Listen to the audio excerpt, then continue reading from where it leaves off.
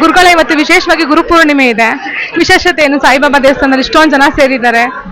ಇದು ವರ್ಷಕ್ಕೊಮ್ಮೆ ಬರ್ತಕ್ಕಂಥ ವ್ಯಾಸ ಪೌರ್ಣಿಮೆ ಅಂತೇಳಿ. ಇದು ವ್ಯಾಸ ಪೌರ್ಣಿಮೆ ಅಂತಂದ್ರೆ ಗುರುಗಳಿಗೆ ಸೀಮಿತವಾದಂಥ ಒಂದು ದಿನ ವರ್ಷದಲ್ಲಿ. ಹಾಗಾಗಿ ಇವತ್ತಿನ ದರ್ಶನ ಅಥವಾ ಗುರುಗಳು ಎಲ್ಲೇ ಇದ್ರೂ ಅವರ ಹತ್ರ ಆಶೀರ್ವಾದ ಪಡ್ಕೊಂಡ್ರೆ ಆ ಸಕಲ ಸಿದ್ಧಿ ಈಡೇರುತ್ತೆ ಅನ್ನೋದು ಇಂದಿನಿಂದಲೂ ಬಂದಿರತಕ್ಕಂಥದ್ದು ಒಂದು ವಿಶೇಷವಾದ ದಿನ ಅಂತಂದ್ರೆ ಅದು ವರ್ಷದಲ್ಲಿ ಬರುವಂಥದ್ದು ಗುರು ಪೌರ್ಣಿಮೆ ಅಂತ ನಾವು ಹೇಳ್ಬೋದು.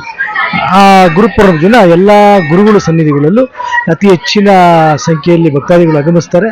ಹಾಗೂ ಅಲ್ಲಿ ಇರತಕ್ಕಂಥ ವಿಶೇಷ ಅಲಂಕಾರಗಳು, ಪೂಜೆಗಳು ಮತ್ತೆ ಅಭಿಷೇಕಗಳು ನಡೀತಾ ಬರ್ತಾ ಇರುತ್ತೆ. ಹಾಗಾಗಿ ಗುರುವಾರನೇ ಬಿದ್ದಿರೋದ್ರಿಂದ ಇದು ಅತಿ ಹೆಚ್ಚಿನ ವಿಶೇಷ ಅಂತ ಹೇಳ್ಬೋದು.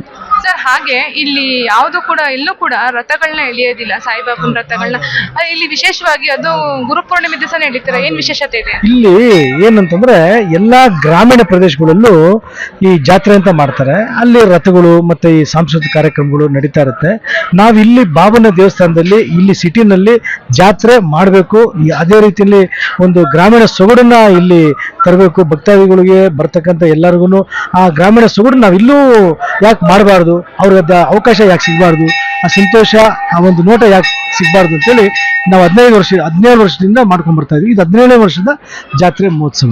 ಇದರಲ್ಲಿ ಸಾಂಸ್ಕೃತಿಕ ಕಾರ್ಯಕ್ರಮಗಳು ಮತ್ತೆ ತೇರು ಎಳೆಯುವಂಥದ್ದು ಒಂದು ವಿಷಯ. ಮತ್ತೆ ಬೆಳಗಿನಿಂದ ರಾತ್ರಿವರೆಗೂ ಪ್ರಸಾದ ಕಂಟಿನ್ಯೂಸ್ ನಡೀತಾ ಇದೆ. ಅತಿ ಹೆಚ್ಚು ಭಕ್ತರನ್ನು ನಾವು ನೋಡ್ತಾ ಇದ್ದೀವಿ.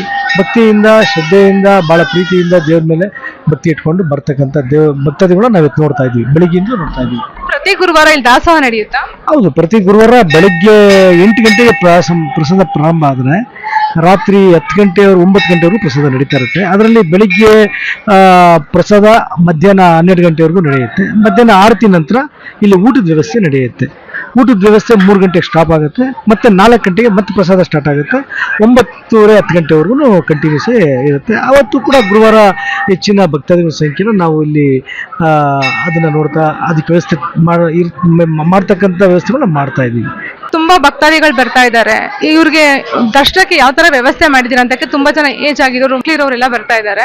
ಸೊ ಅವ್ರಿಗೆ ಯಾವ ತರ ವ್ಯವಸ್ಥೆ ಮಾಡ್ತಾ ಇದ್ದೀವಿ?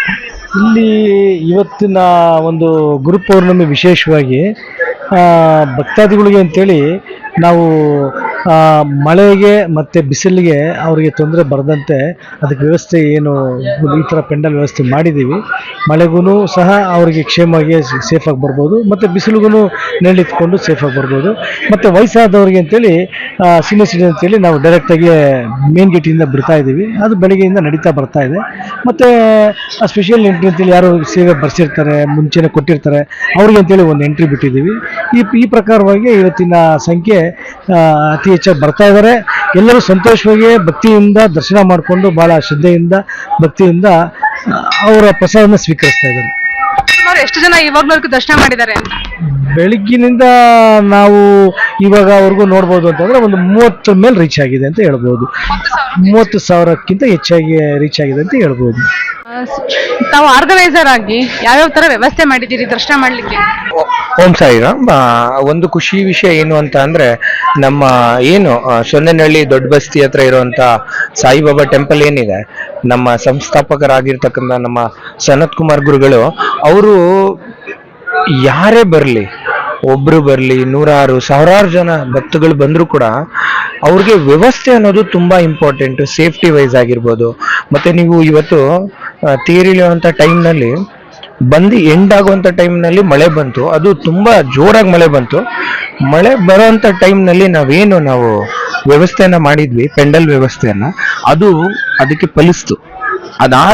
ತದನಂತರದಲ್ಲಿ ಒಂದು 10 ರಿಂದ 15 ನಿಮಿಷದಲ್ಲೇ ಬಿಸಿಲು ಬಂತು. ಸೊ ಎಲ್ಲಾನು ಕೂಡ ಒಂದು ಸ್ಪಿರಿಚುವಲ್ ಒಂದು ವಾತಾವರಣ ಅಂತಾನೆ ಹೇಳ್ಬೋದು ಈ ಸಾಯಿಬಾಬಾ ಮಂದಿರದಲ್ಲಿ. ನಾನು ಸುಮಾರು 15 ವರ್ಷಗಳಿಂದಾನು ಬರ್ತಾನೆ ಇದ್ದೀನಿ. ನಾನು ಸ್ಕೂಲ್ ಆಗಿರ್ಬೋದು, ಕಾಲೇಜ್ಗಳು ವ್ಯಾಸಂಗ ಮಾಡೋ ಟೈಮಿಂದಾನು ಬರ್ತಾ ಇದ್ದೀನಿ. ನಮಗೆ ನಮ್ಮ V.9 ಇವೆಂಟ್ಸ್ ಇಂಡಿಯಾ ಇನ್ಸ್ಟಿಟ್ಯೂಟ್ಗೆ ಅವಕಾಶ ಮಾಡಿಕೊಟ್ಟಿರ್ತಕ್ಕಂಥ ಭಕ್ತ ಮಂಡಳಿ ಏನಿದೆ ಮತ್ತೆ ಗುರುಗಳೇನಿದ್ದಾರೆ, ನಮ್ಮ ಎಲ್ಲ ಸ್ಟೂಡೆಂಟ್ಸ್ಗಳು ಕೂಡ ಬಂದು ಇಲ್ಲಿ ವಾಲಂಟಿಯರ್ ಆಗಿ ಕೆಲಸ ಮಾಡೋದ್ರ ಜೊತೆಗೆ ತುಂಬಾ ಚೆನ್ನಾಗಿ ವ್ಯವಸ್ಥೆ ಮಾಡಿರೋವಂಥದ್ದು.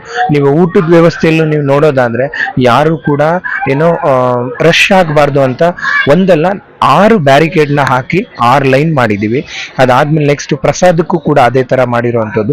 ಎಲ್ಲನೂ ಕೂಡ ಸೇಫ್ಟಿ ವೈಸ್ ಮತ್ತೆ ಬರುವಂತ ಭಕ್ತಾದಿಗಳಿಗೆ ತೊಂದರೆ ಆಗ್ಬಾರ್ದು ಅನ್ನೋ ಒಂದು ಇಂಟೆನ್ಷನ್ ಇದೆಯಲ್ಲ, ಅದು ತುಂಬಾ ಮುಖ್ಯ ಅಂತಾನೆ ಹೇಳ್ಬೋದು.